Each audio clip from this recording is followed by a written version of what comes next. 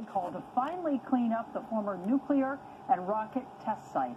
The I-Team's Joel Grover has been investigating the dangers of Santa Susana for years. Joel? Well, Chuck and Colleen, it is one of California's most toxic sites, perched on a mountain between LA and Simi Valley. And tonight, millions of people who'd never heard of the field lab are finding out about the risks it could pose to the LA area, especially during fires.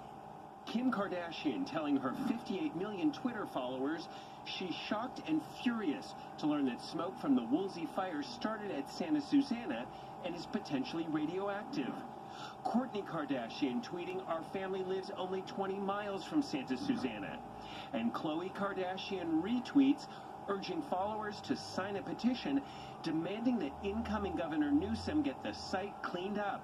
A petition started by Melissa Bumstead of West Hills. There's a lot of elected officials who I think are ready to jump on this, but we needed more public support. Melissa lives in the shadow of the Santa Susana field lab, contaminated with tons of radioactive and chemical waste created by decades of nuclear accidents and rocket testing. Her daughter, Grace Ellen, diagnosed with a rare leukemia at age 4, one of dozens of kids who live near the field lab, all diagnosed with unusual cancers. I've always wondered if the site had been cleaned up way back in 2010, maybe my daughter would have never had cancer. Back when Arnold Schwarzenegger was governor, he got the owners of the field lab, including Boeing and NASA, to sign agreements to clean up the lab by 2017. I, Jerry Brown. But when Governor Brown took office, he never enforced those agreements. In fact, we asked to talk to him about that at least 6 times starting in 2015, but he wouldn't talk at all. Today, after touring the Woolsey fire area, he called for a cleanup, but left it up to his successor. This fire should wake everyone up. We'll do it all that I can between now and January 6th.